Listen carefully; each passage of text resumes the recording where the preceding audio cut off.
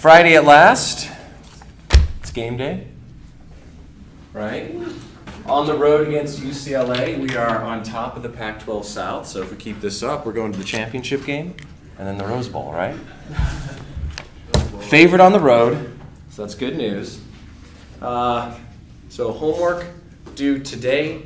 Chinmay, where did we end up with submission style? Are we doing paper or are we doing electronic? I'm okay with both of them, but... Is everyone doing electronic? Because I don't have... So we have... I'm okay with both. So if you got the paper, hand them back to Chinmay. If you're doing electronic, hopefully they are already submitted. So for future reference, Chinmay, what should we do? All electronic? Electronic. Okay, let's do all electronic from this point onwards. Then we don't have to worry about turning them back in time for like quizzes or exams or things like that. Because while post the solutions, you'll have access to it. You'll have your original handwritten work. All right. Quiz is 1 week from today. Then the exam is 2 weeks from that. And that exam is going to be covering basically vapor-liquid equilibrium and then an introduction to stat mech. So next week we're going to be talking about chemical equilibrium. So today is our last day on phase equilibrium. Next week will be chemical. Then we'll actually be starting statistical mechanics about a week from today. So this is where all the chemistry students will start to gain the upper hand as opposed to all this chemical engineering business that we've been doing so far. Chemies don't get a super thorough introduction to stat mech.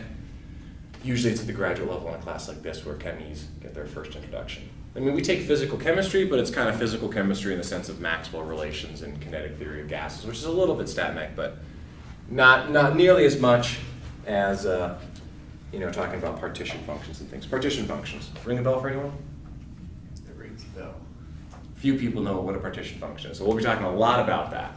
It's another fantastically wonderful abstract concept that is a useful tool in thermodynamics.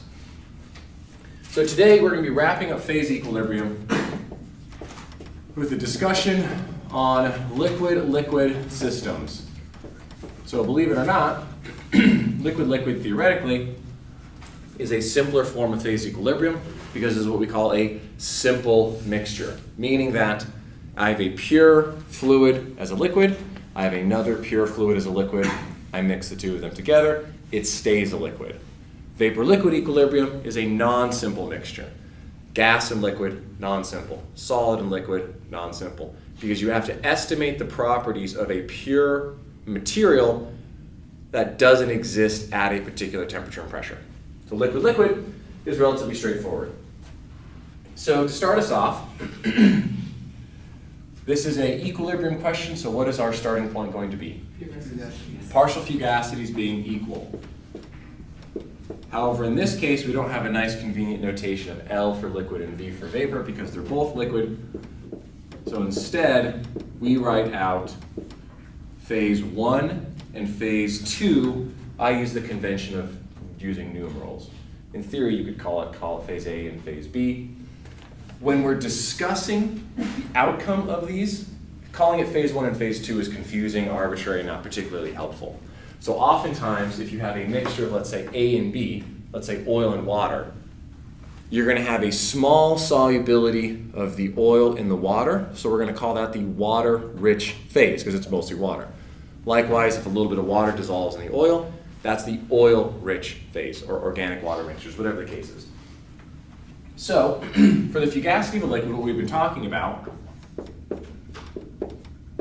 the non-ideal mixtures, is the partial fugacity of species I in a liquid phase is the mole fraction, activity coefficient.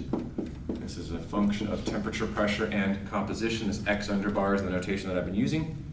And the pure species fugacity of that liquid as a function of temperature and pressure. So liquid-liquid equilibrium is actually relatively straightforward in terms of the governing equation. I substitute this expression for each of the same materials in both of the phases, phase 1 and phase 2, and we get that we have the mole fraction of species I in phase 1 times by the activity coefficient of species I in phase 1. This temperature and pressure is going to be constant across both of the phases. but this is going to be a function of the mole fraction of only phase 1.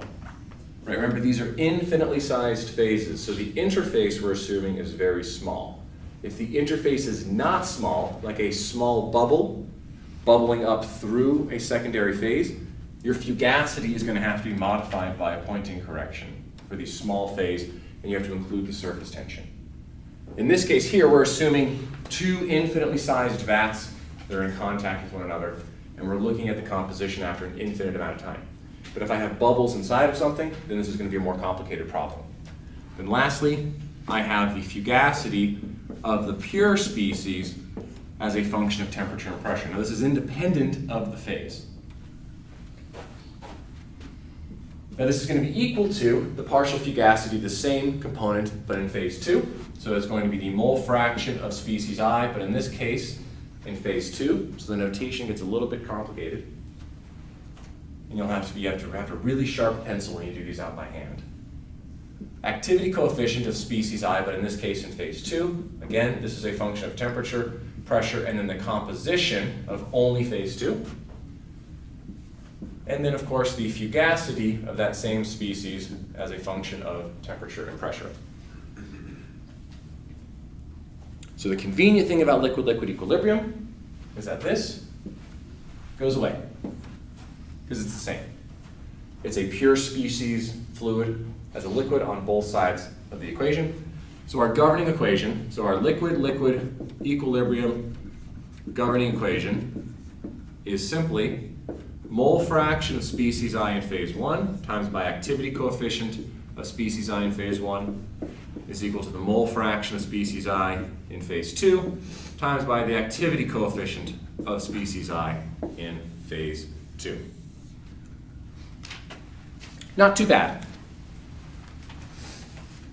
Problem is, activity coefficient models are rarely pleasant.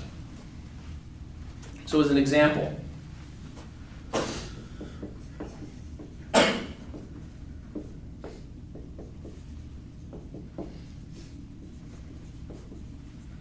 let's look at the most simple activity coefficient model that we had discussed. Now remember, this activity coefficient model, one constant Margules, I'll write it out and then we'll talk a little bit about its origin. So the partial excess Gibbs of species 1, we're going to model this as A times the mole fraction of species 2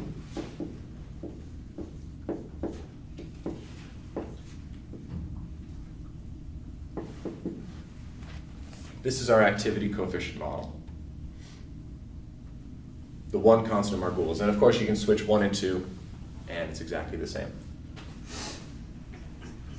So the activity coefficient of species 1 is most dependent on the composition of species 2. It just works out a little bit that way. You could rewrite it, of course, right? 1 minus x1, but it's a little bit more compact. Now, as a reminder, where we got this from is if we were to develop a plot of the excess Gibbs free energy as a function of the composition of the liquid phase. The one constant Margules, let's say we measure some values. Now typically we measure these values from vapor-liquid equilibrium data. So in order to actually measure the excess Gibbs, we have to assume a particular fugacity model. Now for the most part, we're going to assume an ideal vapor phase, or at least an ideal mixture in the vapor phase. Then we can use an activity coefficient, fugacity coefficient to account for any pure fluid non-idealities. But in general, we're going to assume an ideal vapor phase, non-ideal liquid phase, so that the model would look something like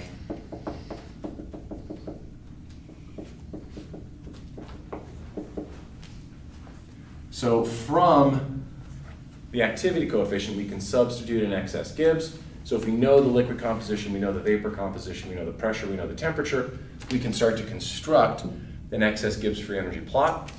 So if we fit this with a simple parabolic function on the order of G excess is equal to A x1 x2, this gives us that activity coefficient model. So this is strictly an empirical-based model that we would tune to real data.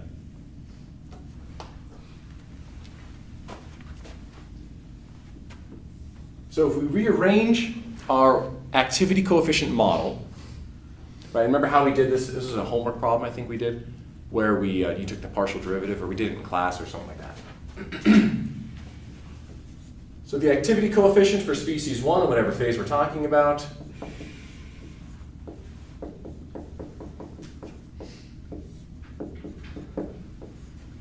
turns out to be this exponential function.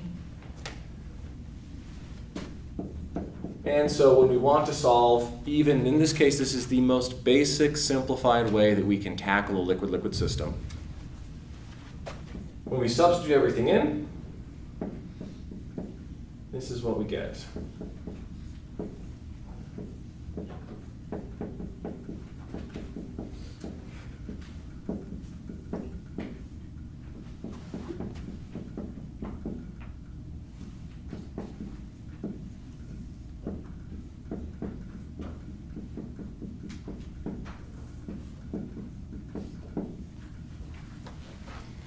This is 1/2 of what we have to solve. And this is the simplest liquid-liquid system we can handle. So it's exactly the same form here, right, where we're relating between the composition and activity coefficient of one phase to the composition and activity coefficient of the second phase.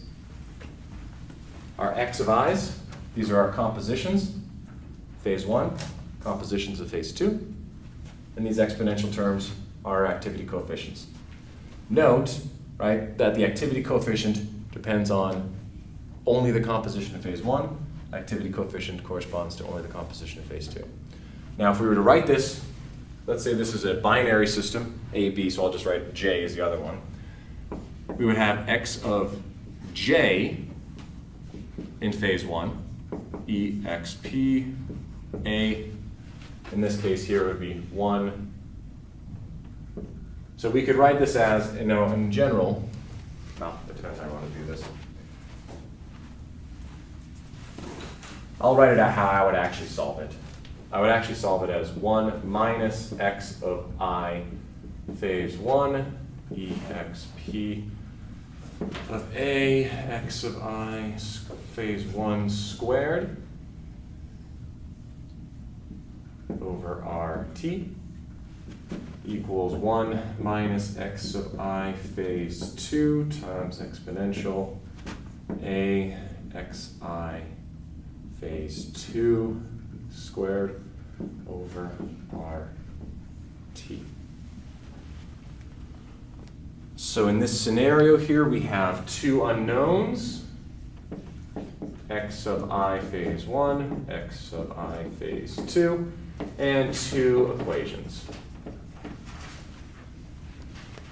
So on an exam, it's really hard for me to ask a liquid-liquid equilibrium question. So what I can do, just so you're aware and prepared, number one, I recommend having a calculator that could do nonlinear solutions, just because sometimes you write out a big equation. It's nice, even if it's linear, just to type it into a calculator and have it be solved, right? So one, you could have a calculator that could do nonlinear solutions. I don't typically prefer to do something like that. But the other option that I can do is I can give you 3 different options for what the solution is.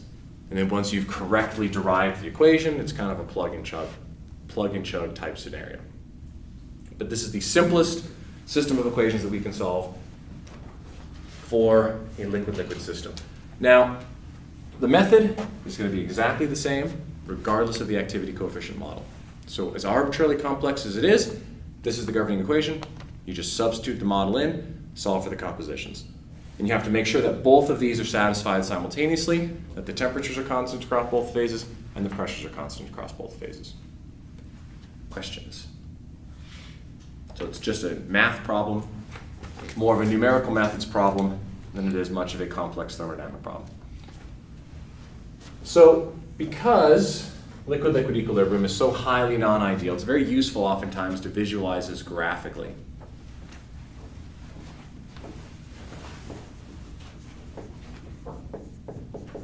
Okay.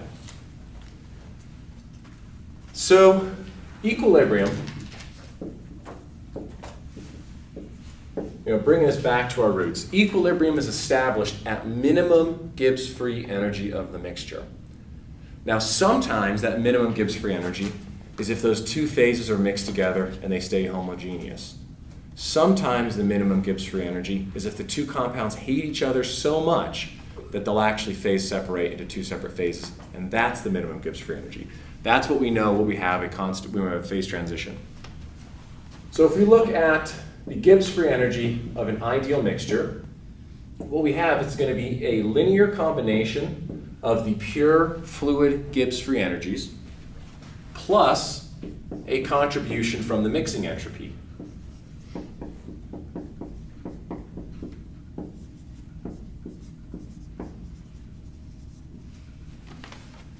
So everything's just going to bring in sort of its own Gibbs free energy, but then you're going to generate some entropy in the process of mixing, which is going to lower the Gibbs free energy, and that comes from this contribution here. Mole fractions are always going to be less than 1, meaning that the natural log of a mole fraction is always going to be less than 0, so this term is always negative. So no matter what, in an ideal mixture, the Gibbs free energy is always lower. So in order for this table not to dissolve in air, we have to have a highly non-ideal system. Otherwise, this table would just vaporize and dissolve into the air, or the air would dissolve into the table, vice versa. So if we put this all together, and we look at the total Gibbs free energy, right, because we can get kind of lost in these partial fugacities and activity coefficients. So the total Gibbs free energy of a system is going to be the contribution from the pure species Gibbs, contribution from ideal mixing, and contribution from the excess Gibbs free energy. Now we can also write the excess Gibbs. Right, now this is just the definition of partial excess properties.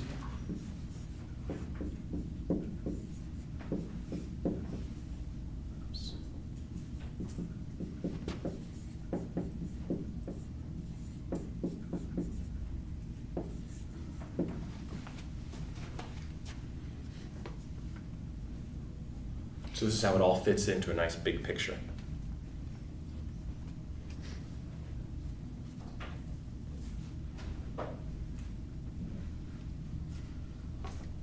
So what we've done in our formulation of liquid-liquid equilibrium is all of this is all fine and dandy.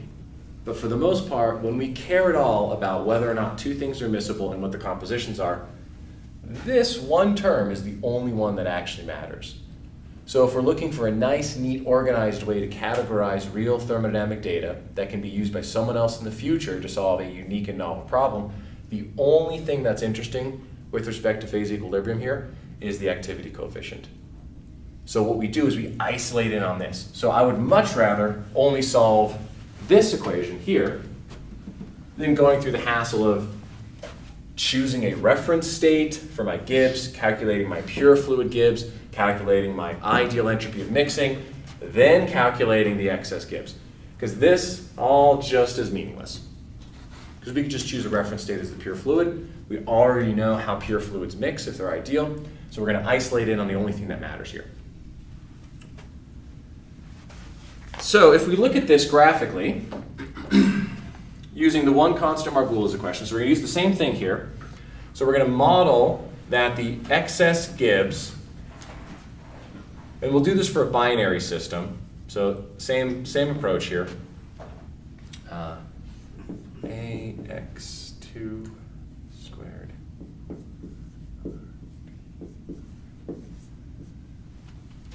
Otherwise, it's kind of a little bit harder to generalize because if it's more than two components, then it's not as simple as just x2. It's like x2 and x3 and x4 and everything all factors into it. Okay. So we're going to look at a plot of the Gibbs free energy to remind ourselves why we're doing all this. This is the composition of one. So over here, we have 100% species 1. So we're going to potentially have pure Gibbs at whatever the temperature and pressure that this chart was constructed at. Down here, we're going to have pure Gibbs of 2, again, at the temperature and pressure that this chart is constructed at.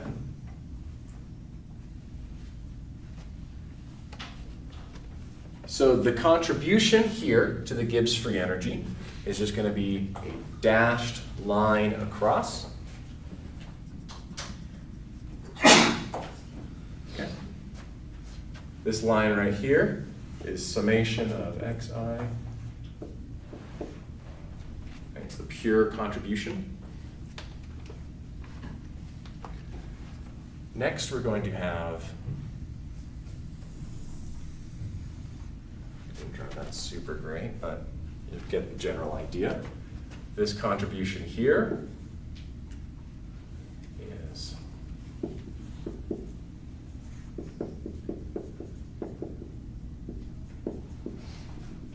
from the entropy of mixing. Another way we could say this is that if our A is equal to 0 in our activity coefficient model, right? If A is equal to 0, that means the activity coefficient has to be equal to 1. Natural log of 1 is 0. Our excess Gibbs is 0. Partial excess Gibbs is 0. Our total excess Gibbs is 0, meaning that my Gibbs free energy of the total system is just simply the contribution from entropy of mixing. So as we can see, when I take pure fluid 1 and pure fluid 2 and I mix them together, this is how much, for example, Gibbs free energy I'm bringing to the system. If the two fluids are 100% miscible, I have a lower Gibbs free energy, meaning that I will just form one single stable phase. That is because entropy is generated in the process of mixing. As I raise the entropy, I lower the free energy. But now if I start to introduce a little bit of my non-ideality in terms of the activity coefficient. So A0 is down here. If I have a little bit more, maybe this would be A equals 1. Let's talk 1 second. What are the units of A? The same as Gibbs? No. It has to be the same as Gibbs. It also has to be the same as RT. So this would be joules per mole. Let's see, RT at joules per mole Kelvin, joules per mole. Joules per, or kilojoules per mole, depending on how it works out. Now, for the one constant Margules, as we get to about A of 3, we start to get something that looks a little bit different.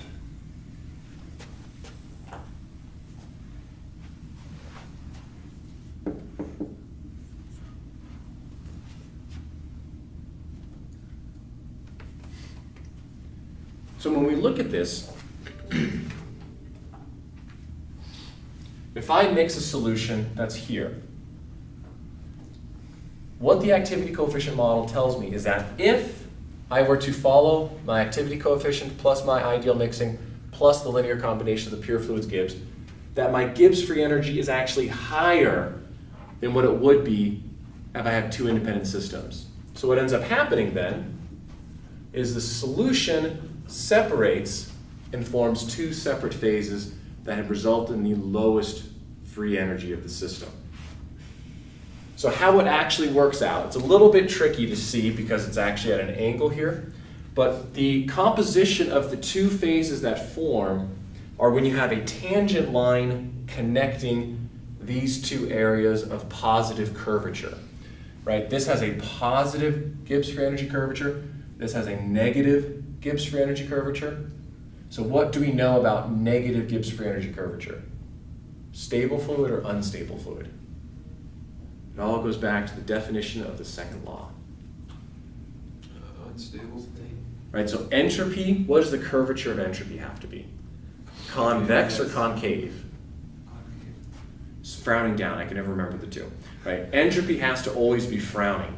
If entropy wasn't frowning, everything would fall apart catastrophically, right? Because equilibrium is at maximum entropy for the universe.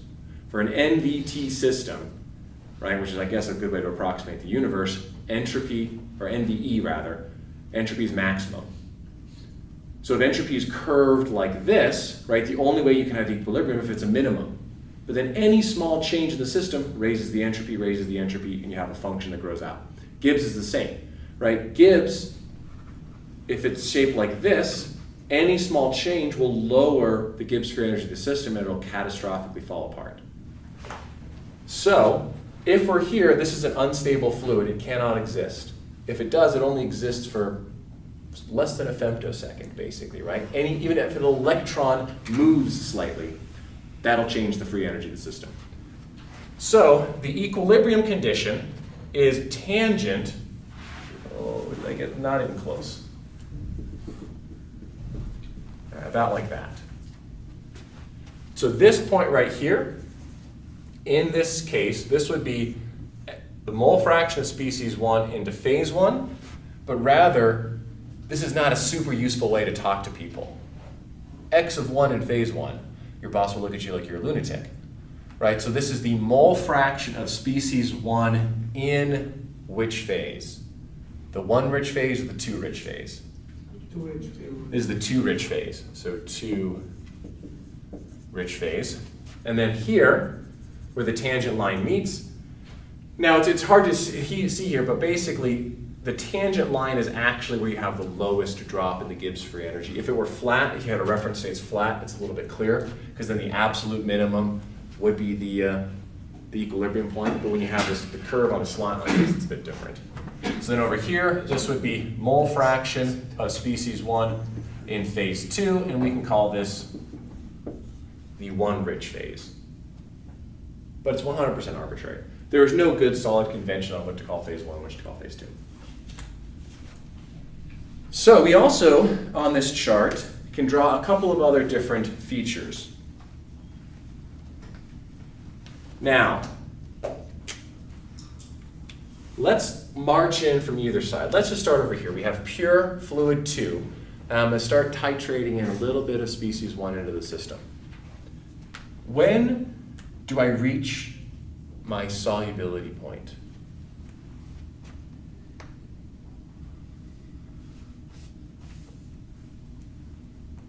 We are working on which A or 0, 1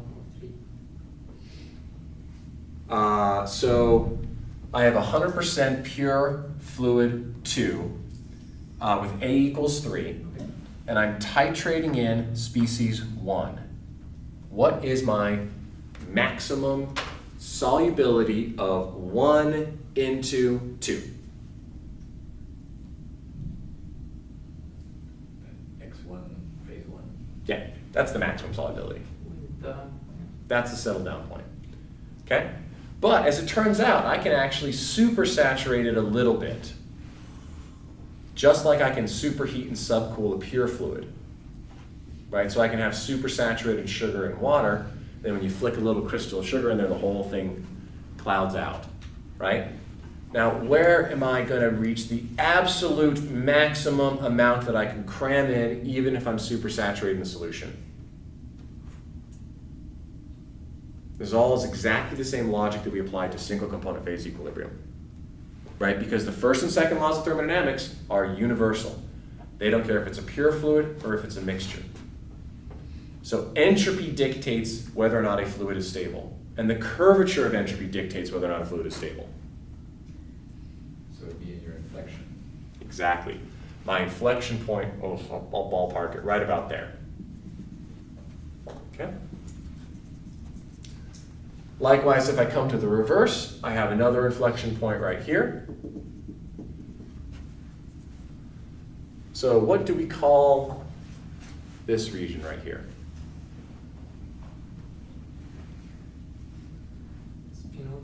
Spinodal. Right, so these are the spinodal lines, or the spinodal region. The next feature is these phase equilibrium points.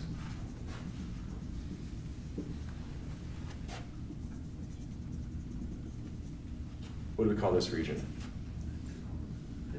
Binodal.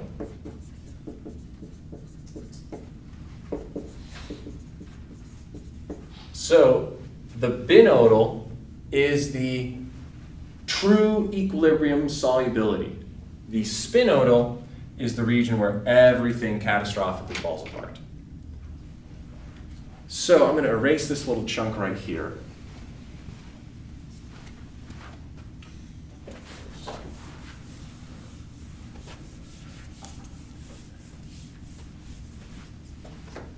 So the interesting part for liquid-liquid equilibrium oftentimes is looking at how it changes with respect to temperature and pressure. So what we want, and this gets us to a sort of a conventional looking phase diagram. Oftentimes, so if we look at sort of a temperature phase diagram, so that means the pressure is constant. Now fluids don't typically respond a huge amount to changes in pressure, so this is often the way that we're going to look at it. So what we're interested in here is we're going to be plotting the temperature versus the composition of one of the components in the system. And we want to draw a phase diagram. Now in general, high temperatures things like to mix a little bit better. That's not always the case. Not always the case at all. If there's any sort of significant contribution to entropy in the mixing characteristics, or there's some conformational change that happens with the material or the polymer as a function of temperature, this can change. Right? So if I have a system that is entropy dominated, right, it may actually phase separate as a function of temperature, because then the entropy becomes a much larger contribution. So a lot of polymer systems have these characteristics. Right, they'll become insoluble as temperature increases. But in general, right, we'll think about simple fluid mixtures, and at high temperatures you generally have a one-phase system. So if I draw out the binodal, it'll kind of look, let's say something like that, we'll say. So that if I was at a particular temperature, let's say room temperature here, and I were to have a 50-50 mixture, overall bucket mixture of these fluids, how would I know I'm at this temperature, this composition, what is the composition of the two phases that would form? Right, we would draw a horizontal line over where I intersect with my phase boundary. This phase boundary is exactly the solution to this problem. That phase boundary is also the solution to drawing two tangent lines. Try one tangent line to intersect the Gibbs free energy curve. That's where all this information comes from. They're all equivalent ways of looking at the same problem. Exactly like a TXY diagram, exactly like a PXY diagram. We can also draw in the spinodal region. Right? Now, let me check here to make sure I'm covering everything that I'd like, because we're going to watch, I'll give it like a 20% chance of working well, some YouTube videos on phase transitions. So, if I start off with a fluid right here, I'm at an elevated temperature and a particular composition, and I quench it. I just drop the temperature to induce a phase transition. This is maybe for some industrial process. I quench it to here. At infinite time, this solution is going to phase separate, but I have not inherently created an unstable fluid. Right? For example, in this scenario, I may have quenched it to, let's see, high X1 concentration. I may have quenched it to right there. It's supersaturated, for sure. It wants to phase separate to this composition and this composition, which correspond to these two values right here. But maybe it needs a nucleation site to accomplish that task. If I quench it to here, that would maybe correspond to being at this point right here. I've created an unstable fluid. So this is one of the few instances where insight into thermodynamics gives us insight into kinetics, actually. In general, thermo and kinetics are two 100% isolated disciplines. So when it comes to your qualifying exam, for chemical engineers, and you're asked a question about thermodynamics, the last thing you should ever talk about is reactions, heat transfer, mass transfer, fluid mechanics. If you're asked a question about kinetics, like what's the flux, you should never invoke necessarily a thermodynamic answer unless you're talking about the driving force for that process. So when you're ever asked a question in group meeting or in your qualifying exam, isolate it at the top, highest level into, is this person asking about a thermodynamic question, a long-term equilibrium result, or is this person asking about the process of how it transitions from one state to another over a kinetic process, right? Fluid mechanics, the driving force is a pressure difference. Fluid mechanics describes how that pressure difference is reduced. Concentration differences, or rather, this is in your case, is free energy differences, right? Chemical potential differences, that's the driving force for mass transfer and for heat transfer, right? Thermodynamics is the starting point, and all the other classes you're taking just tell us how do we get to those two endpoints? How long does it take? So here, in this region, in the binodal region, phase transitions occur by a nucleation and growth in the phase, meaning that it takes a little bit of energy to form a bubble, but once that bubble forms, it grows. Spinodal decomposition is different. So spinodal decomposition can be used as a tool to synthesize devices that have a lot of surface area. So in spinodal decomposition, it's different. Because in spinodal decomposition, there is no barrier to phase separation. So everything tries to run away from everything else as quickly as humanly possible, as atomically possible, I guess, and form new phases. So what ends up happening is you get sort of these long striations with a lot of surface area because it's an unstable fluid, that the penalty of creating these big, large surface areas are not nearly as bad as staying in an unstable fluid state. And so you get two totally different mechanisms of precipitation and phase transitions. So I'm going to show some videos of these two mechanisms. If I can get this all to work, I am exceptionally skeptical that it will, but we'll see. The first video, if it all goes well, is of water boiling. Never did you think that watching water boil could be so fascinating. I'm going to do it on my phone too, so let's see how that goes. Let's see. Water. Is this one here? Okay.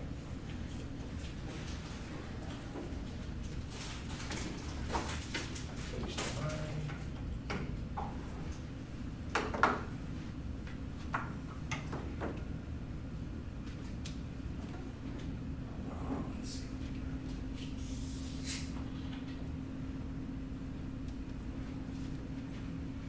You can do it. Yeah.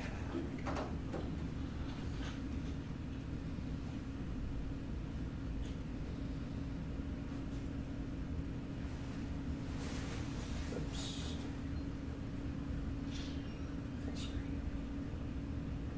Okay, so this is boiling water in slow motion. Now this is traditionally a nucleation process. So you can see that we have kind of a creation of small little bubbles. Now these bubbles are all mostly originating on the bottom. That's because generally small imperfections in the glass or dissolved gases that have formed bubbles, right? Because oxygen is easier to get out of water than water is to get out of water. So if I have a small bubble at the interface of, let's say, oxygen or nitrogen, that creates an interface that lowers the free energy to do the phase transition. So here, everything is driven by the formation of bubbles. This is a nucleation process. Lots of bubbles tumbling and falling around. That is boiling water in slow motion. Now, let's go to spinodal decomposition. This is a simulation of spinodal decomposition. We'll have to watch this one a few times here. Okay. So here, what you can see is it's a completely different process. This video is done, right? So make sure that. Yeah.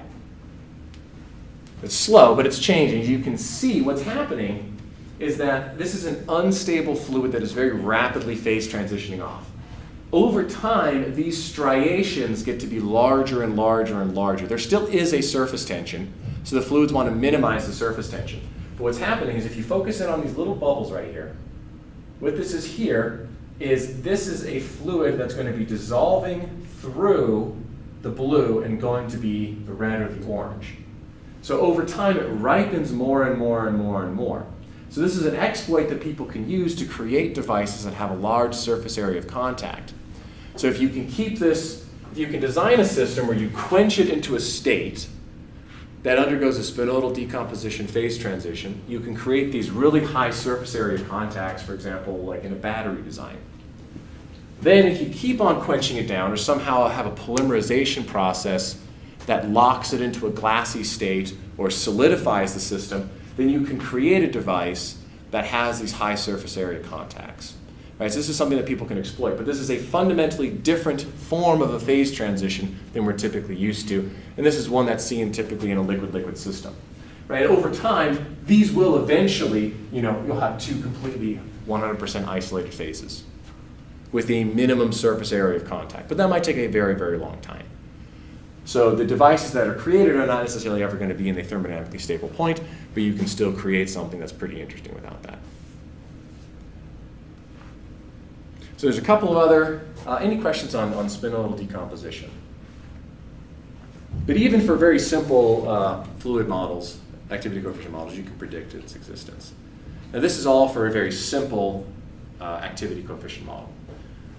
So a couple of the other two, I usually like to show these ones earlier on, but they slipped my mind. So I will show them now. The first one is supercritical CO2.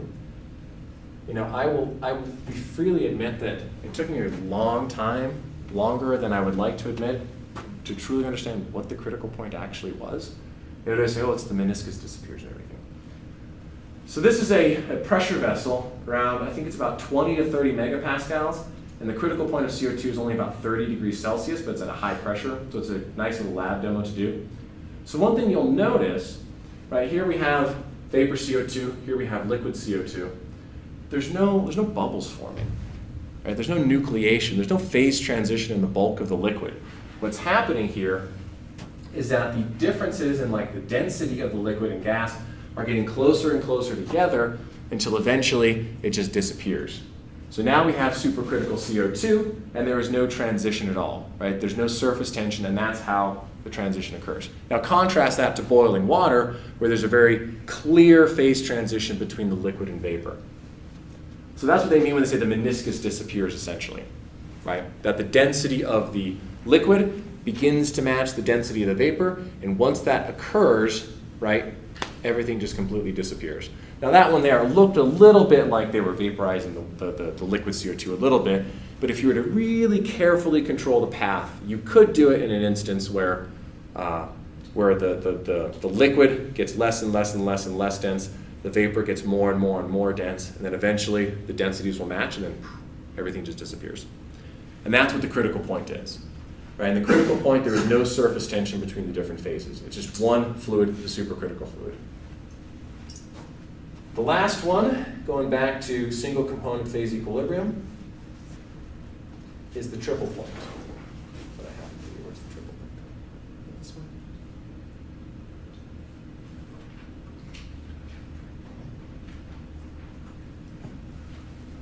one. So this is tert butyl alcohol. The critical point, I have it written down here. Sorry, the triple point rather, is for this one, it's at about 45 degrees Celsius and 0.06 atmosphere. So all they're doing is they're pulling a vacuum on it and then heating it up to reach the triple point there. For CO2, critical point is 31 degrees C and 73 atmosphere, so relatively high pressures. So what's going on right now, they're pulling the vacuum you're basically boiling away because of the vapor pressure, the pure tert butyl alcohol, which is causing it to cool down a little bit, so they have it on a hot plate.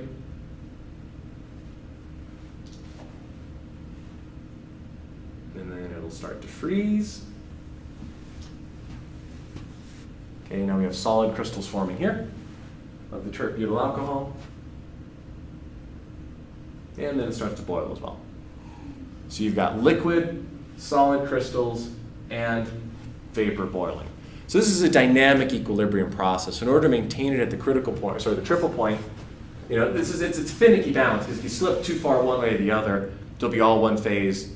So this is at the triple point, but it looks like they're getting a little bit too cold or something like that, or maybe the pressure's a little too high. But it's kind of neat that you see all of them at the same time. And this particular example here is totally easily done at mild laboratory conditions. 45C, that's just warm to the touch. You know, in 0.06 atmospheres, you can pretty readily do that with a pretty trivial vacuum pump. That's not that low of a vacuum. But it's just kind of neat to see all three phases existing at the same time. But it's only at a very delicate balance, and so that looks like they pushed it a little too far. Now they got solid T-butyl alcohol in that situation. So this is the wrap up of our phase equilibrium calculations. So we were only able to cover a subset of all the possible scenarios. So in the future, if you find that you have a phase equilibrium problem that you're being faced with, if it's something that's traditional low pressure vapor liquid equilibrium, then your best bet is always to go with kind of approximating the ideal gas phase and then using an activity coefficient model. That's the standard approach we like to teach because it's something that is reasonably well to model most processes that we're dealing with. When it gets to really extreme conditions, high temperatures, high pressures, where you have to include the Poynting correction or maybe small droplets, whatever the case is, the best bet there is you want to find a highly accurate equation of state. So that's why there's so much emphasis into equations of state right now. One area that's seeing a fair amount of growth is sort of these combined statistical mechanics equation of state models with continuum thermodynamics.